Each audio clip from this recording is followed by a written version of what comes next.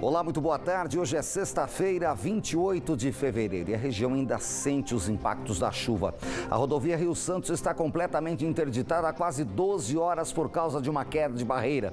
Outro assunto que preocupa é o coronavírus. Paciente em Lorena com suspeita da doença segue em monitoramento. E tem dicas. Hoje é sexta-feira, nossa agenda cultural.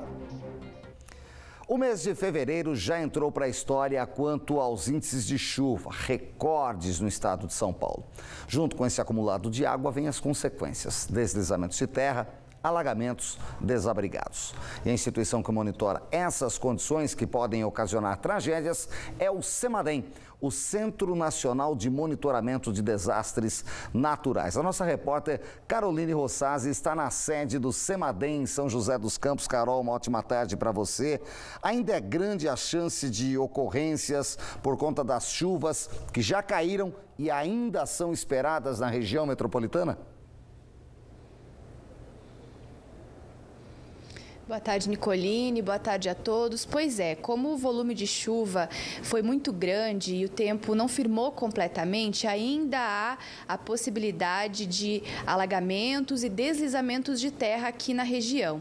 Para falar sobre isso, está aqui comigo o pesquisador e meteorologista do CEMADEM, Giovanni Dolife. Giovanni, foi constatada então a possibilidade desse tipo de ocorrências porque tem aí a chance de chover mais na próxima semana, é isso? Boa tarde. Boa tarde, Carol. Boa tarde, Nicoline. Boa tarde a todos. Tem chance de mais chuva no final de semana. A chuva diminuiu um pouco entre ontem e hoje, ela foi mais forte no meio da semana. E no final de semana, em geral, ela vai ser fraca, mas pontualmente a gente pode ter alguma coisa mais forte. Isso mantém o risco por conta da água que já está no solo, né, mantendo o solo encharcado, e a água que está nos rios e córregos mantendo o nível mais elevado. Por isso ainda tem um risco. Quais seriam aí as regiões mais vulneráveis? Olha, no final de semana, região de Vale e Serra, onde a gente pode ter algumas pancadas de chuva mais fortes, localizadas, teria esse risco de ter alguns deslizamentos de terra. E no início da semana tem a chegada de uma nova frente fria e aí o litoral vai de novo ficar sujeito a chuvas mais fortes e esses impactos. Nesses locais, que tipo de eventos podem acontecer? Dá para precisar? Olha, os municípios eles têm mapeamentos das áreas de risco, né? Então, nesses mapeamentos são mostradas as áreas onde tem risco de movimento de massa, que são os deslizamentos de terra, e os locais onde tem risco de inundação, onde os córregos podem transbordar e causar as inundações. Giovanni, como é que está o trabalho do CEMADEM nesse sentido? Já foram emitidos alguns alertas e que tipo de alertas? Nessa semana a gente teve emissão de alerta para 2 municípios aqui no Vale. Um foi São José dos Campos e o outro na Serra, Campos do Jordão. Foram alertas de movimento de massa, que seria o risco de deslizamento de terra. Em São José dos Campos também um alerta hidrológico. Foi um alerta de nível moderado, em 3 níveis que a gente tem, moderado, alto e muito alto. Então foi um alerta mais leve em função dessas chuvas fortes que a gente teve no meio da semana. Só para a população entender, esses alertas ajudam aí os municípios a colocarem em prática os planos de contingência. Exatamente. Esse alerta vai direto para a Defesa Civil, que a partir disso daí coloca em ação os planos de contingência para proteger a população. Tá certo. Muito obrigada pela entrevista, Giovanni. Então é importante que a população fique atenta às orientações da Defesa Civil, principalmente aquelas pessoas que moram em áreas de risco, né, Nicoline? Perfeito, Carol. Muito obrigado pelas informações. Boa tarde. E agora um balanço das chuvas. Jacareí segue com 69 casas interditadas preventivamente. 166 pessoas estão desalojadas, 44 desabrigadas. Os desabrigados vão entrar no programa habitacional da Fundação Prolar. Já em São Sebastião, 11 pessoas estão desabrigadas e são atendidas no Centro de Triagem e Abrigo da Topolândia.